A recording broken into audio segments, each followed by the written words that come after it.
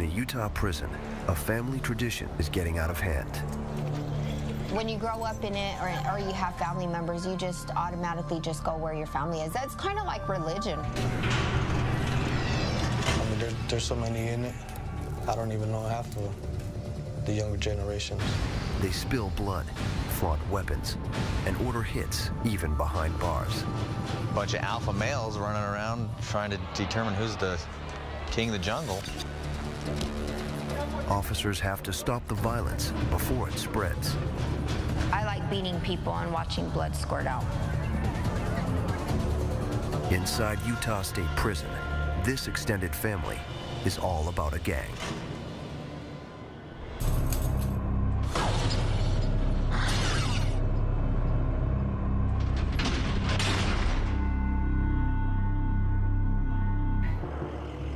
It's 8 a.m.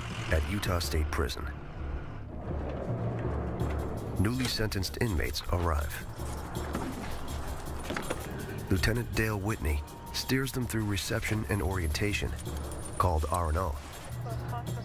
One of the problems with running an R&O unit is when these guys come through the front door here, we really don't know what their crimes are. We don't know if they're violent offenders. We don't know if they're sex offenders. We don't know if they're coming down off of dope. We don't know anything about these guys. So that makes them a little bit more unpredictable. This full-service facility sits at the base of the Rockies. Inside live 80% of the state's incarcerated. The massive complex houses all security levels, from thieves to serial murderers, and contains its own mental health facility. USP is also home to the state's most dangerous women, over 400 of them. Their records as varied as the men's. But the biggest challenge in this prison, controlling gangs. Out of nearly 4,000 inmates, over 1 in 4 have gang ties. Problem with having gangs inside an institution is they start to click up. They start to develop their own little societies inside the prison. They start to get involved in the smuggling trade, like trying to smuggle tobacco or drugs into the institution. They run a little, almost like a mafia type organization. Okay, I need you all to move down here. I would say the largest percentage of the inmates that come through the gates of the prison, if they're not in a gang when they get here, they're probably going to join one before they get out. To prevent gang fights, the prison locks new inmates down. For the most part, it's 23-hour lockup. Your recreation will be inside the sections. Okay, anytime you come out of the sections, you will be in restraints. One of the most important forms that we need you to fill out is the body disposition form. Please fill that form out completely with a name and an address and a phone number of somebody we can contact in the event that you die while you're inside the institution. My suggestion to you guys is if you're gang affiliated, you better put that in check, and you better put it in check in a hurry, because your time here will become very difficult to do. Okay? Stay out of the gang crap. USP has a long list of gangs. The Sureños, Crips, Aryan groups. Most began as street gangs. Behind bars, rigid codes keep members in line, disobey gang leaders' orders, and face bodily harm. Gangs like the California-based Sureños are notorious for violence. Behind bars, they created a criminal empire by forcing smaller Latino gangs to join them. Today, their membership is in the tens of thousands. Gangs at USP caused violent incidents to spike, nearly doubling in just 5 years. It falls to Sergeant Tracy Skinner to locate the gangbangers and keep them under control. Inmates and gangs use hand signs like these to show their allegiance. But that doesn't make rounding up active gang members any easier. It's Sergeant Skinner's job to pull out these gangsters from general population and put them in a special housing unit. This is what Skinner calls fishing.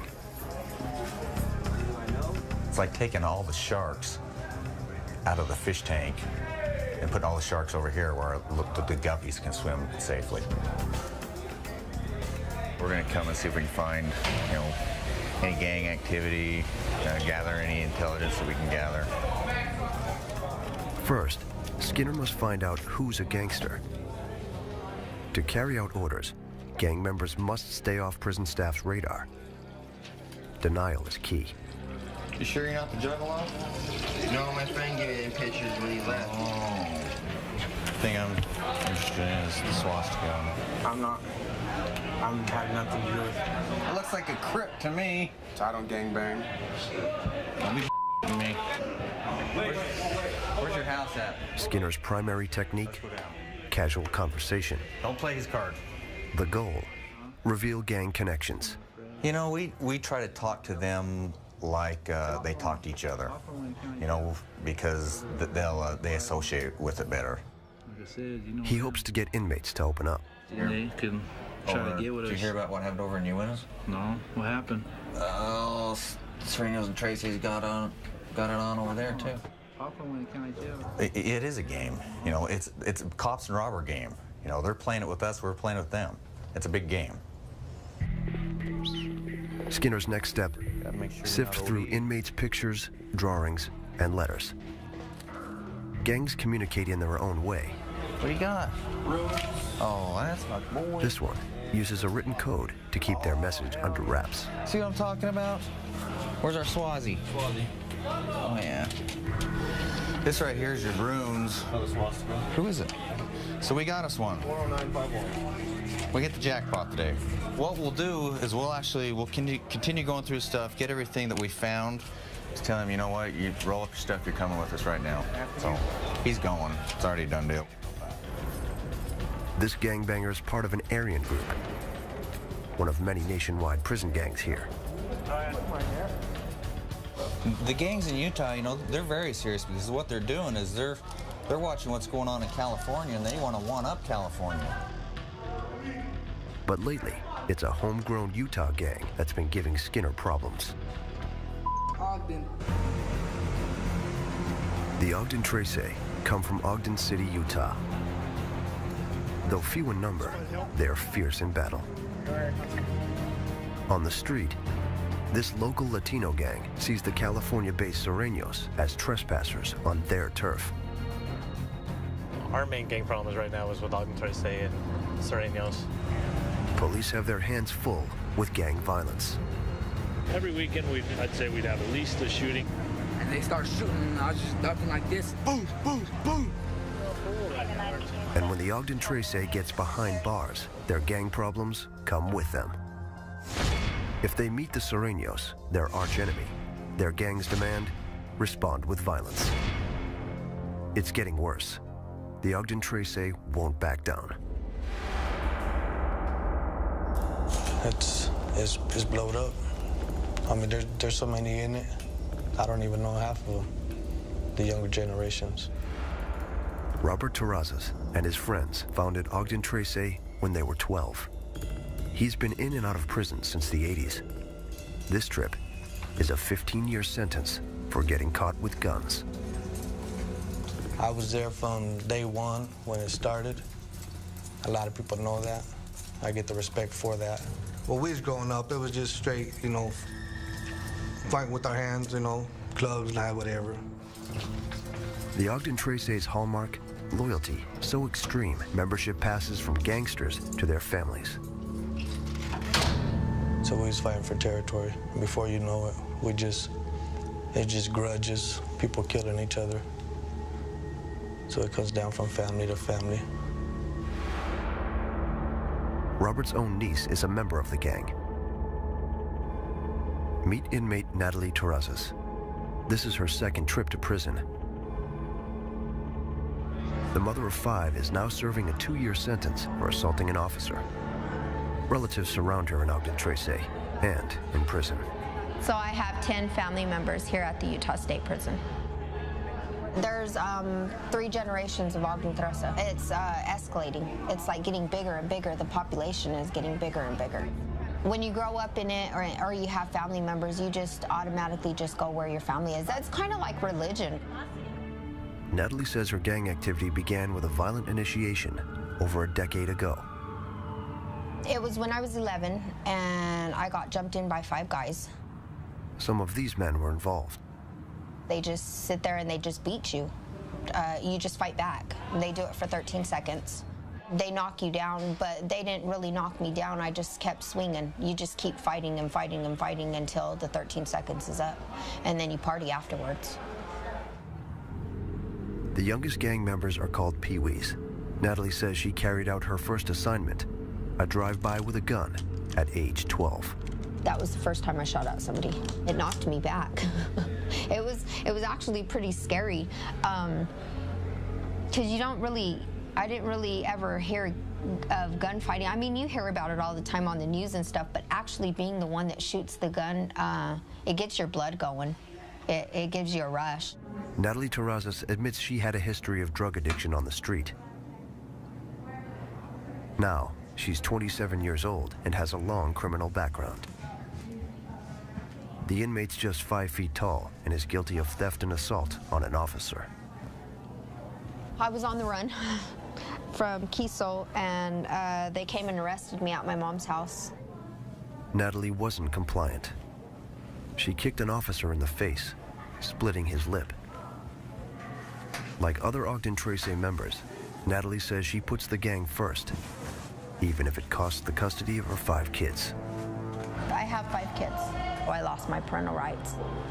My other 4 kids got taken away in 1997 due to gangbanging, due to me stabbing a female. So my kids were put in state's custody. I was still a kid. I didn't know how to love. I was too caught up in partying and stuff like that. Natalie's youngest child, a 3-year-old girl, stays with relatives. But if Natalie gets into gang trouble on parole, she could lose her daughter. My youngest daughter is the one that I'm trying to get it right with. With her parole just weeks away, the committed gangbanger must choose between the gang and her baby.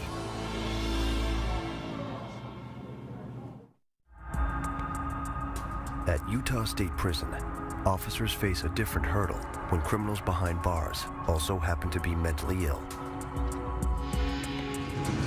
150 inmates live here, the Olympus Housing Unit, Utah State Prison's mental health facility.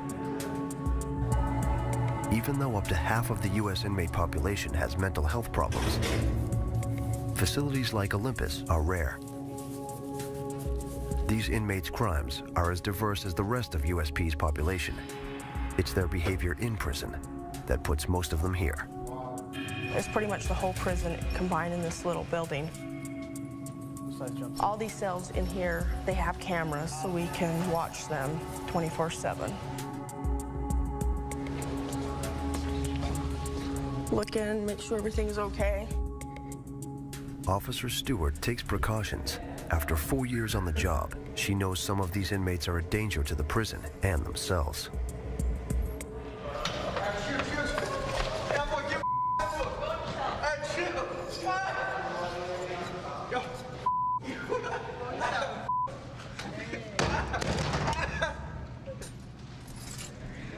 These inmates, they can switch on a dime. They're mentally ill. You don't know, one day they're taking their meds, the next day they're not. They can become very violent. In extreme cases, unstable inmates spit on staff, tear up cells. But they'll bang on the door, come off the hinge, and hopefully it won't. And mutilate their bodies. They'll use little teeny pieces of paper to saw at themselves for hours. Yet Officer Stewart chooses to work here. I actually love my job. I love coming to work, being able to talk to, the different personalities, being able to help somebody if they need help. I mean, you can't save the world or anything, but you can try, with one person. This guy right here, he is on suicide watch. He plugs up everything. He wipes his feces all over the wall. The smell in here is very intense. Feces, they come out every other day, so I'm sure His feces that he has on his floor has been there, you know, a day and a half, just depending. But I can't even explain how bad the smell is. Going in there, it makes you want to dry heat. I mean, deaths don't smell as bad as some of these cells. It's just horrible.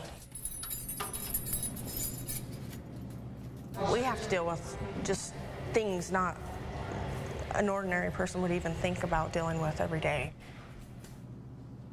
Staff reinforces boundaries on a daily basis. Well, they know who they can prey on. These guys are very manipulative. 1 year ago, Officer Stewart felt the risks of the job firsthand. She became a victim of assault. I had one of our schizophrenic inmates come up to me, and he's about 6'5", so about a foot taller than me, come next to me really, really close and was hitting me on the shoulders, threatening to kill and then rape my dead body. He finally just walked away and went into his cell. That was probably the scariest thing that I've had in my career happen here. The next day, he didn't remember anything. Stewart refuses to be intimidated. I can't come in here every day being afraid, because they'll thrive on that. I'm here to do my job, go home safely, hopefully. Go ahead and get up. Officer Stewart deals with dozens of aggressors on a daily basis. In the gang unit, Sergeant Skinner deals with hundreds. Last year alone, there were nearly 100 gang-related incidents at Utah State Prison. 3 Sureños assaulted this inmate. They repeatedly sliced him with a knife. Only 1 weapon was found. But some of the worst attacks, when gangs punish their own for not obeying orders. When they have a violation, they'll cut up their own just as easy as they cut up their enemy.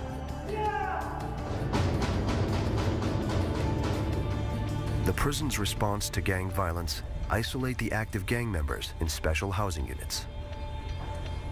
They're called Security Threat Groups, or STG. Active gang members were everywhere. So what we've done is we've tried to contain all the active gang members here in Ochre 4 to try and reduce the violence. They lock down inmates in their cells up to 23 hours a day. Automated doors and segregated cells separate rival gangsters. This is our control room. This is basically where we control every cell as far as each person that lives in each cell. We can control from here, opening the doors. We never open more than 1 door at a time. Mr. Hanson, what's going on? The prison reserves STG for the most dangerous gangbangers. Today, Skinner meets a new arrival. Where are you from? From Central City Locals, Ogden 3. Inmate Nate Hansen is a self-proclaimed Ogden Trace. At 28 years old, he's already a career criminal. He's in prison for 4 years and has been an active gang member for over a decade. Have you got anything in there you shouldn't have? Anything gang related?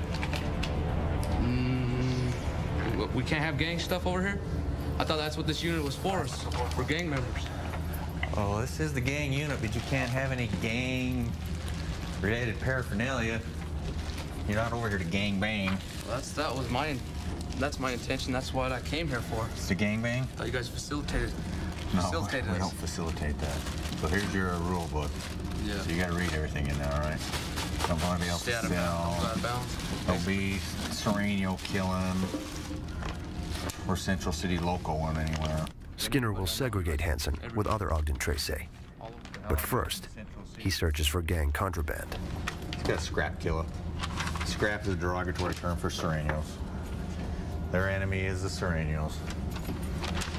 Gang communication can foreshadow activity, even violence. Yeah, it's gonna cross out as. If we find any of that stuff, he'll get right up and stuff. All right.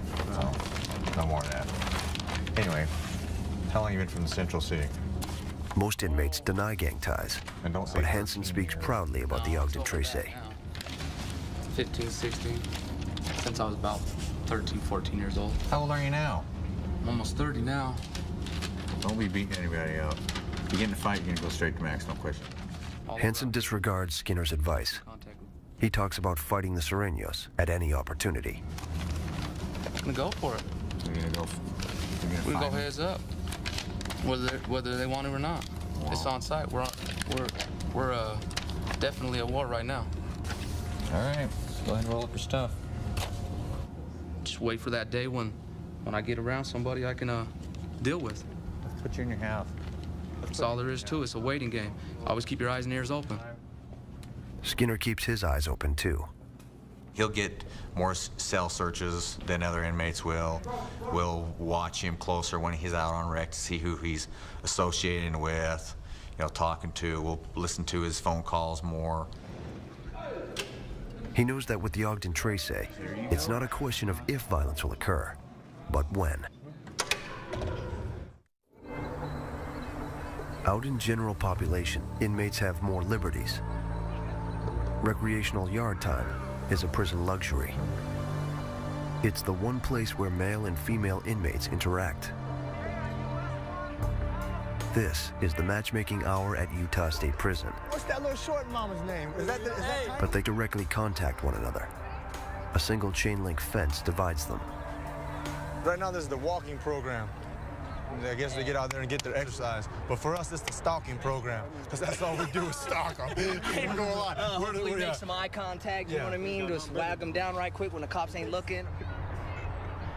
Being out of physical reach from one another doesn't stop them from chatting. The most popular way to talk on yard is with sign language. Inmates call it flagging. Officers don't condone it, so inmates hide it from staff.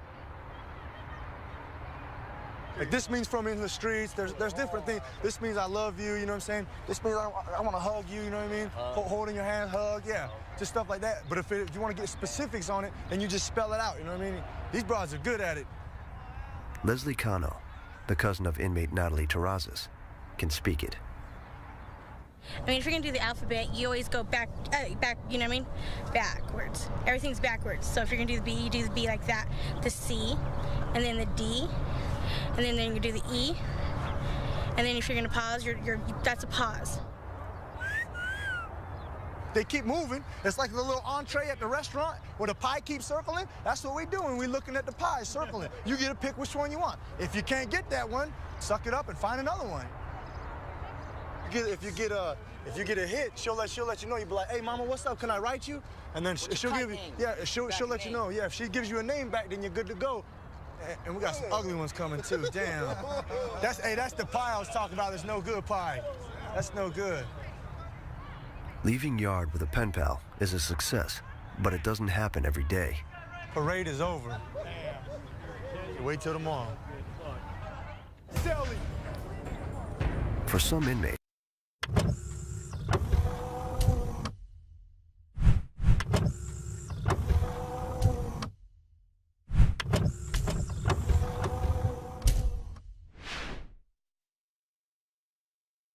yard is the place to conduct business, like making drug deals and solving inmate disagreements. And she's got to get dealt with, man, because that's Natalie Terrazas is just weeks from being paroled, but she's still in a position of power.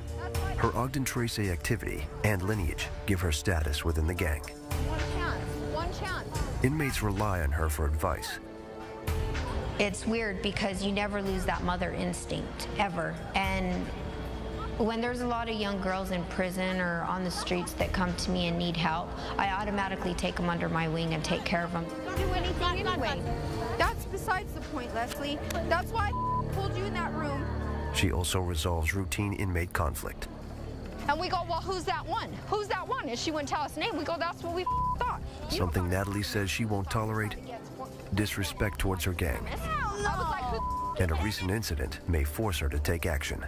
There's been a lot of controversy over white supremacy and Mexicans. A week ago, a female white supremacist saluted a male counterpart with a Heil Hitler. Paying tribute to the Nazi is a direct insult to minorities. Where's my shorts? The gesture disrespected the Latino gangs, and they retaliated. It started a big war. And these idiots spit in their food. I'm like, The gang conflict could turn violent.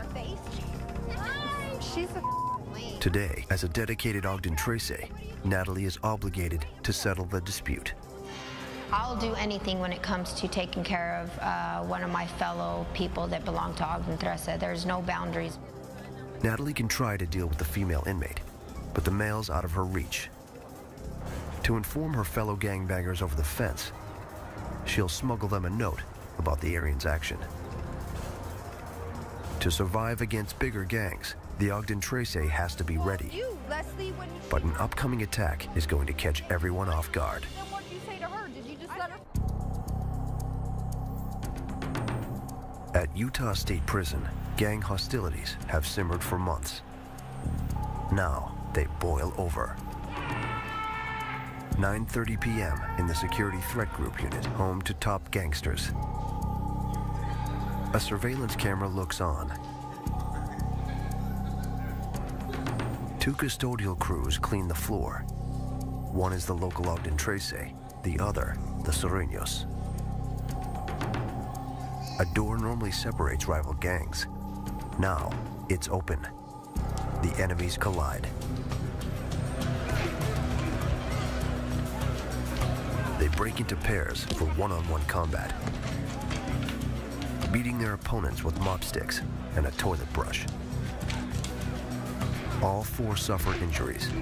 3 inmates' cuts are so deep, they spent time in the infirmary. A severe assault like this prompts an emergency clampdown. One cell at a time. The prison raids the unit. Ready, Big Red? Shakedowns like this normally happen twice a year. If you're gonna wear it out, hand it out. Come on, strip. Their goal? Make sure inmates aren't hiding weapons on them. Lift your arms. Lift your sack. Turn around, bottom of your feet first. Or inside their bodies. Okay, bend and spread. Okay. Next, Sergeant Noor and his officers comb through the cells. We check everywhere in the cell. There's a lot of hiding places in a cell. I mean, they've got 24 hours a day to find these hiding places, and we just got to keep up on where they're hiding these weapons. So we do find a lot of shanks in these hidden places. Weapons and contraband could be anywhere, tucked in a magazine or letter. We'll go ahead and open them up, and they'll have razor blades stuffed inside of them, which they use for, it's a very big weapon that they've got here, is razor blades. And even concealed in a vent. We go ahead and check them. If we can find anything, we have little pieces of metal that we can dig in here and try to retrieve the shanks or whatever they have hidden in these vents. With so much time on their hands, inmates turn everyday items into weapons, even paper. Moisten, compress, and mold it, and inmates have a rock-hard bludgeoning device. This is what's called a water stick. They hit pretty hard. It's just like getting hit with a baseball bat. So I've seen some pretty bad wounds with water sticks, so we go ahead and take them too. So this is the sort of damage water sticks can cause. But nothing compares to the wounds inflicted by a homemade knife called a shank. Inmates craft these out of anything, even toothbrushes. Today's raid yields few weapons. What it does, inspire yelling. They're not happy because we clean them out pretty good. So they usually get like this after the shakedowns. Usually have a lot of problems afterwards, but it'll cool down. But inmates can easily create more weapons out of everyday items, like the meal packs. It is very easy for the inmates to make a weapon because we give them what they need to make the weapon. An officer stands guard as Ogden Trace member Nate Hansen willingly shows how it's done. A rare glimpse into inmate weaponry. He uses a plastic knife from the condiment pack and shaving blades. All you're gonna do is just get you something that you can hold like this. You know, all you need is a little bit. I'm probably gonna use this end, because that's a little bit short. Piecing them together creates a weapon called a slicer. The razor-sharp edge draws blood from his finger during assembly.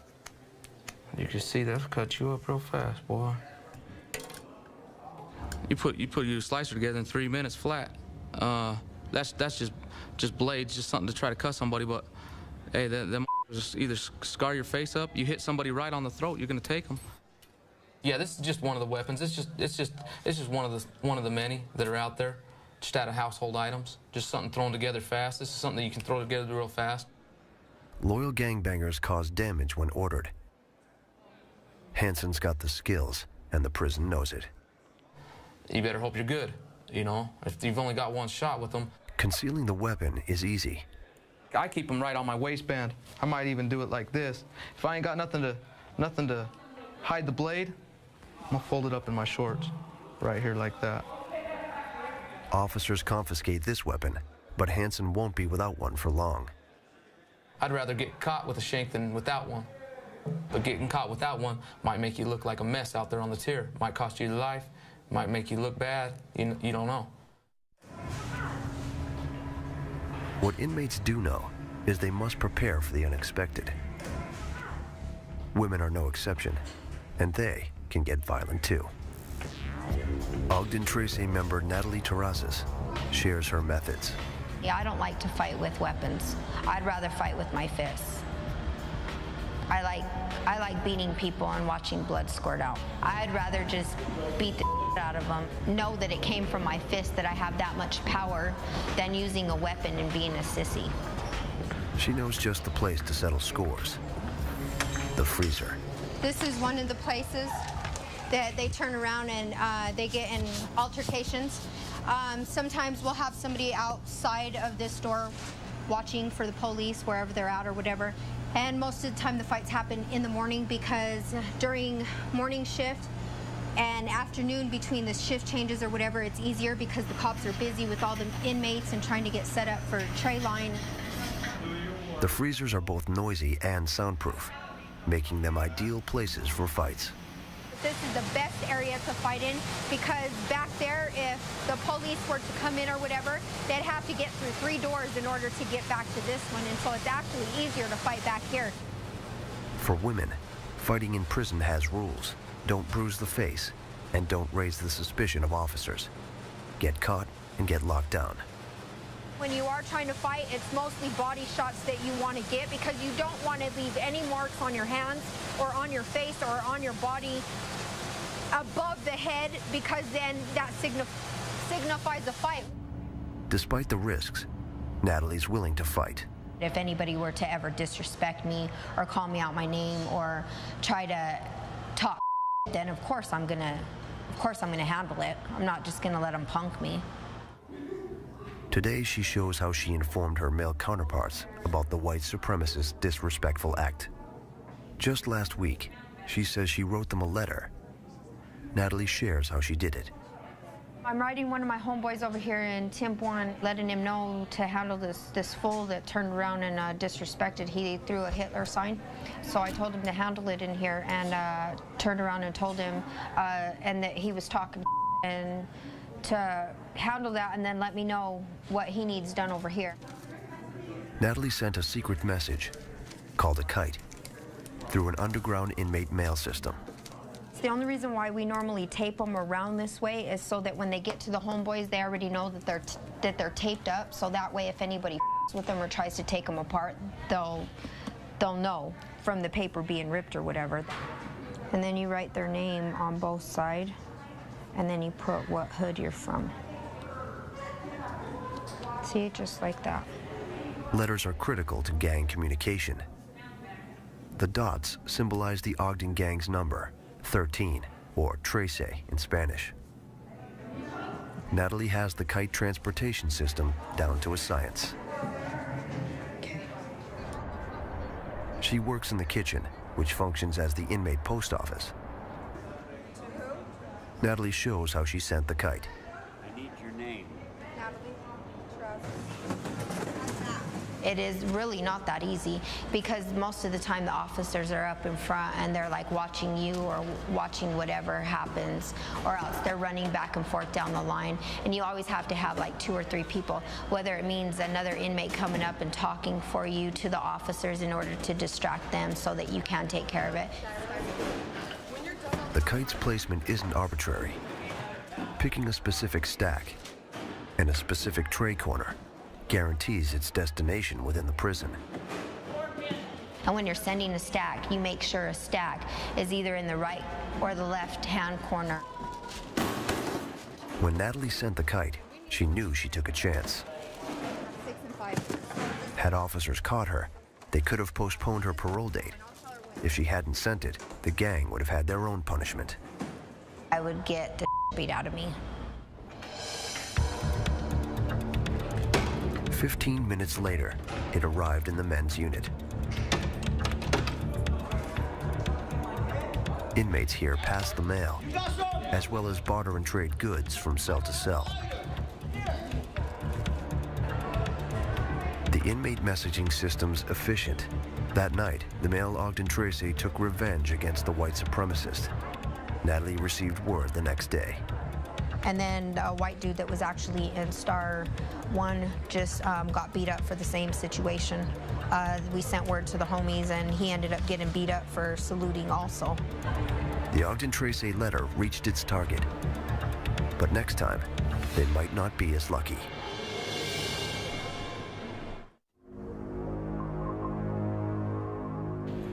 Inside Utah State Prison, it's up to Sergeant Skinner to prevent future gang wars. It's been a week since the Sereno-Ogden battle, and inmates in his gang unit have been quiet. Maybe too quiet. But sometimes skin speaks louder than words. 101. Tattoos, gentlemen. Tattoos serve as gang trophies, and Sergeant Skinner knows how to read them. Let's see your arm. 18th Street. What do you got on your arm? Tattooing's illegal here, but that doesn't stop inmates from marking themselves. They fashion homemade guns from everyday items, like pens and hairdryer motors.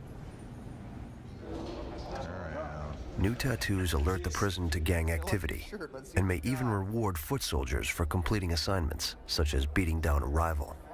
Let's see your back. To keep gangsters in check, Skinner must be able to decipher the fresh ink.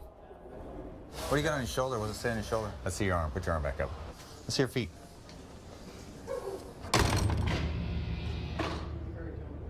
I know you're a tattoo addict. Hold on. We better take some pictures, too. 4 Control 205. Next, a visit to the Ogden Tracy weapons maker, inmate Nate Hansen. Serious? Nope. We just did this. If the gang's planning revenge on the Serenos, Hansen's probably involved. Hold on, we gotta strip out, so might as well get your clothes back off. See if you got any new tats.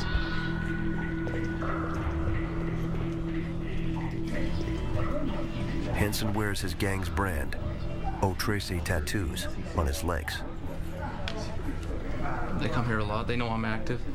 I'm somebody that's got it. Once you get a name with them, even if you ain't really doing nothing bad, they're gonna keep coming here repetitively if they found in the past.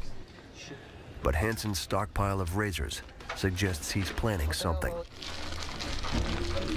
do you got the razor blades in here for? Those are all intact. That's just my extra hygiene. A worshiper now? Searching Hansen's cell yields intelligence, including a letter. What's Strudel up to? Central up, loco. That's not how we want to start our letter. Yeah. All right, you got everything, our goodie bag? Once out of Hansen's sight, Skinner gives the letter a thorough read. The content alarms him. It tells Hansen he may have to attack an inmate who broke a gang rule, known as a violation. He's in constant communication with known gang members out on the street, and they're writing to him, telling him who has a violation coming so that he can deal with it. But the target's not the Serenos. A fellow Ogden Tracy is. Hansen seems to be plotting to take down a snitch. Gang members claim there's evidence, called paperwork, that someone from within betrayed the gang. This guy's here and he's got to do something to him. You know, because it tells in here that the inmate is a rat and they've got paperwork to support it, so rat's not a good thing in prison. The targeted inmate lives within Hanson's reach. And until the Ogden Trace notify him to attack, Hanson stays on standby. Skinner can't let gang members wage war in his unit. We take it seriously. You want to watch the ones that admit they're active because they're the ones that are going to jump at the chance to get their enemy. Yes or no? Do you have any safety concerns? No. The sergeant starts by informing the snitch that he's in jeopardy. So you're all right? Yeah, till that comes through. Okay, well, if it comes through, you need to let us know. I can't protect you from the unknown. Yeah. But if something's gonna happen, you need to tell me. Skinner's next move: remind the gangbanger who's in charge.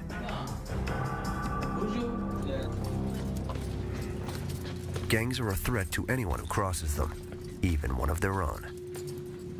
Ogden Trace founder Robert Terrazas knows how ruthless his gang can be. They wouldn't hesitate to shoot you. They won't hesitate to whoop your. They won't. They're not going to hesitate about it. They demanded the respect, especially for their hood. You know, and when they're banging, that's the way it goes. He also understands the gang's allure. You know, it's like a magnet. Like he's drawing you back to it. And every time I leave, I come back. For one reason or another, I come back and I end up in here. Look at me, 42 years old, already a grandpa, locked up still. I looked up to my Uncle Robert. I still do. I love my Uncle Robert with all my heart. I look up to him a lot. He was my role model. I liked the way he handled stuff, the way he handled business, the way he put people in check. If anything, if I was messed with, he would handle it on site. With her parole just a day away, Natalie spends time with family and tries to prioritize her gang or her child. Just go out and be with your kids, man. How with everybody else? I'm stuck. To get her daughter back, she must stay out of gang trouble for a full year. I don't want my daughter to resent me. Me end up dying over a bullet wound or whatever and not thinking about her. I'm missing a lot in my daughter's life. She's only 3 years old, man, and she needs a mom because I don't want her to grow up in a gang. As a career gang member, Natalie's loyalty is divided and her choice is limited. But she's considering an option that could change her life.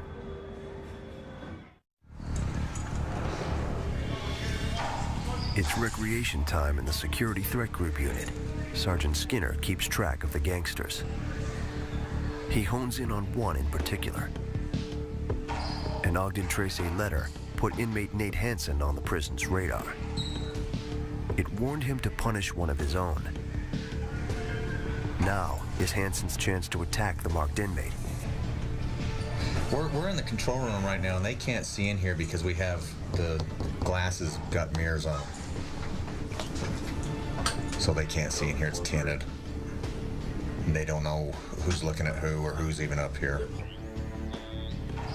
We're just looking to see who he's talking to, how he's interacting with other inmates, see what type of body language he has. Then, Skinner spots Hanson with the letter's target, the Ogden Trace snitch. Hanson's telling him his options. The sergeant studies the two for clues of a looming fight. Facial expressions and even glares can be telling. Skinner takes no risks. At the slightest hint of aggressive body language, he confronts Nate Hanson in his office. Okay. So we read the letter. What's going to happen with Mr. Me either. Huh? No, me either. I'm not going to do nothing. I don't have any proof. The gangbanger waits for paperwork. Gang slang for proof. Are you going to wait till the paperwork gets here? Once the final orders arrive, either Hanson handles it or someone else in his gang will. Let it catch up to him sooner or later on the streets. Well, he's still got time here. He's probably gonna get dealt with here and there. So you get the paperwork, you'll tell me? Yeah. I'll let you know. Go. Okay. All right. Head back in. Don't do anything stupid. Yeah. Okay. Skinner knows better than to trust the gang member. The prison strips Hanson's privileges to the bare minimum and limits his opportunities to attack. Most inmates here get 4 hours of rec a day, but he gets 1 hour, just 3 times a week, with only a handful of inmates. Getting a grip on gang activity is a non-stop battle for officers. You can't stop gangsters like Nate Hanson. You can't stop any gangsters. It's impossible. He's got tunnel vision, and that he doesn't see that there's other opportunities out there other than being a gang member. But new opportunities can overwhelm die-hard gangbangers. Inmate Natalie Terrazas is about to find this out. Today, she'll be paroled. The most important thing right now is to make myself better. More than anything. And then my daughter will be better. With one choice, Natalie alters her life after parole. She decides to stay in a halfway house and stay away from Ogden. So I asked actually to go to a halfway house in order to be on my own instead of just going home and messing up. I think I have a better chance of succeeding than going straight back to my hometown. 2 Easter baskets. I love Ogden. When I think of Ogden, I think of home. But at the same time, trouble. You know what I mean? With the capital T. Because it's Ogden 13. Just trouble. Natalie hopes to get a job and avoid gang trouble, but that might be impossible, even at a halfway house. Cream. I'm really nervous about getting out and going to a halfway house because of enemies. Because there's some girls that were just here a couple months ago that we had beef. That's what scares me.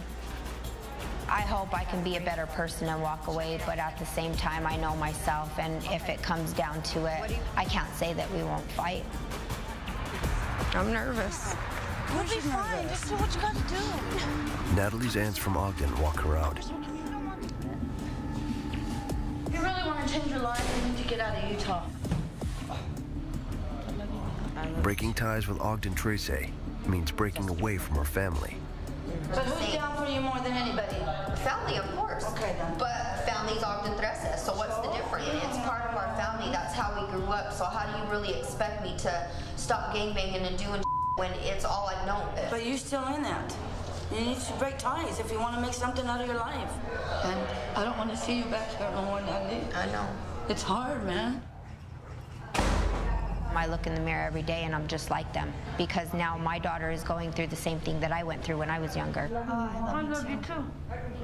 Because so much, okay? How could I really resent and be a hypocrite towards my family for being in a gang and doing what they've done to me when I'm doing the same thing to my daughter? 35930. 6780. Ready?